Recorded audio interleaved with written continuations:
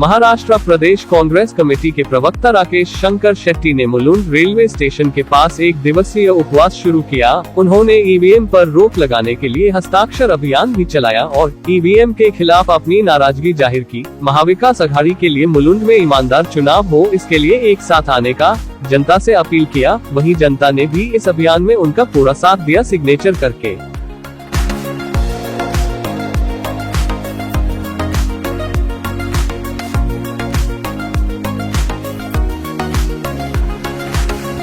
Rakesh sir, क्या कहना चाहेंगे? आज उपोषण पे बैठे हैं, क्या वजह है? और मुंबई करो, खास करके मुलुंड में इस तरीके के धरना प्रदर्शन क्यों करना पड़ रहा है आपको? देखिए, आप लोग जैसे जानते हैं कि हाल ही में जो विधानसभा चुनाव हुआ और उसके जो नतीजे आए, ये नतीजे बहुत ही शॉकिंग है। ये जनता के लिए शॉकिंग है, हमारे लिए शॉकिंग है और जो सत्ता पक्ष में भारतीय जनता पार्टी के लिए भी शॉकिंग है। उन्होंने भी उम्मीद नहीं किया। देखिए, 4 महीने पहले लोकसभा का रिजल्ट हमारे बीच है। 48 सीट्स में से 31 सीट जब महाविकास अघाड़ी मिल गया, 17 सीट महायुति को मिला, तो ये निश्चित था कि आने वाले जो विधानसभा चुनाव में हमारी सरकार यहाँ पे आ रही थी, मतलब इंडिया अलायंस और महाविकास अघाड़ी की सरकार बन गई। ये 4 महीने में क्या हो गया कि वोटों में इतना ज्यादा फर्क आया। और ऐसे 4 महीने में राज्य सरकार हो या केंद्र सरकार ने ऐसा क्या काम किया कि महाराष्ट्र और मुंबई की जनता ने उनको वोट किया? तो ये बहुत बड़ा प्रश्न चिन्ह है और पहले से हम लोग ईवीएम का विरोध कर रहे हैं। मुलुंड की जनता, आज आप देख रहे हैं कि हमें कितना प्रतिशत यहाँ पे मिल रहा है। चुनाव के दौरान भी हमें पता चल रहा था कि जनता हमारी तरफ है।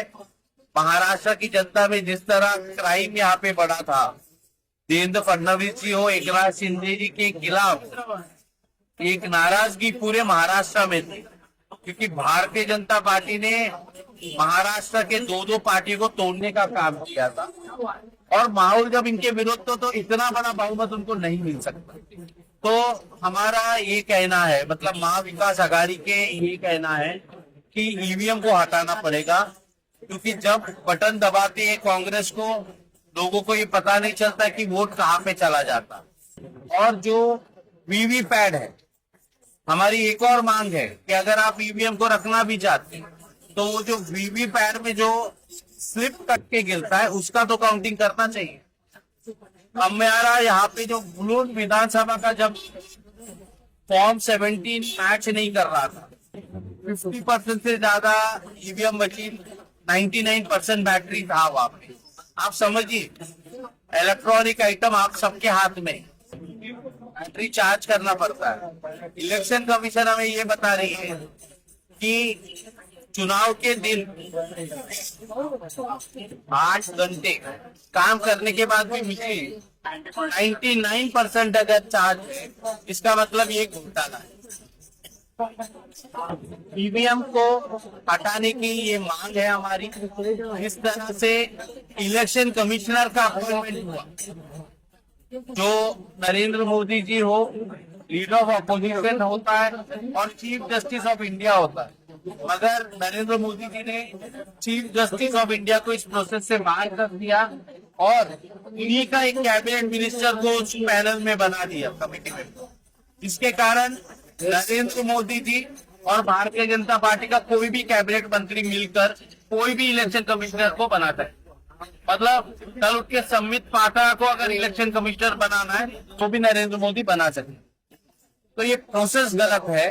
भारत दुनिया का सबसे बड़ा लोकतंत्र है और अगर इस लोकतंत्र को आप बचाना चाहते हैं और लोग विश्वास करें इस लोकतंत्र, तो आपको ईवीएम हटाना चाहिए। और यही मांग करते हुए आज हम लोग यहाँ पे एक दिन का उपोषण पे बैठे हैं। हम सभी कांग्रेस के लोग हैं, सभी ब्लॉक अध्यक्ष हैं, सब सीनियर पार्टी लीडर्स यहाँ पे बैठे हुए। उसी तरह सिग्नेचर कैंपेन चल, तो ये सिग्नेचर जो हम लोग लेंगे, ये इलेक्शन कमीशन को भेजेंगे, ये मांग करेगी कि ईवीएम को बंद करना चाहिए। और ये सिर्फ मुलुंड में नहीं हो रहा, आज महाराष्ट्र में जितनी सीट जहाँ जहाँ पे हमारे आ रहे हो या जीते हो, सभी जगह का कैंपेन चालू है और कल नागपुर में जाके हम इसका समीक्षण करेंगे। सर इसके बावजूद भी अगर किसी तरीके का लोग ख्याल नहीं रखें इन चीजों का, तो आप लोग का अगला कदम क्या होगा? देखिए देश में बड़े बड़े आंदोलन, जन आंदोलन की शुरुआत अगर केंद्र सरकार, राज्य सरकार अपनी मनमानी करती रहेगी तो ये जो जनता है ये चुप नहीं बैठेगी, क्योंकि जनता को आज एक वोट किया, वोट माफी कि हम यहाँ पे लोगों से बात करते हैं, उनका ये कहना है कि यहाँ पे उम्मीदवार को कांग्रेस पार्टी को अपने वोट डाला 60 से 70 तक का वोट चला गया पार्टी। यहाँ पे मैंने काम किया है, जहाँ पे चोपड़ा यहाँ पे लक्ष्मी नगर है, चोपड़ा हमने बचाया, तो वहाँ पे 60% वोट भारतीय जनता पार्टी को क्यों डाले? तो ये बहुत सारा प्रश्न है, हमने अलग अलग जगह पे देखा। मार्केटवाड़ी का तो आपने देखा, वहाँ पे तो शरद पवार गुटका विधायक चुन के आया, मगर फिर भी वहाँ के गांव एक मॉक पोल करने का कोशिश किया, इसको रोकने का काम भारत सरकार ने किया।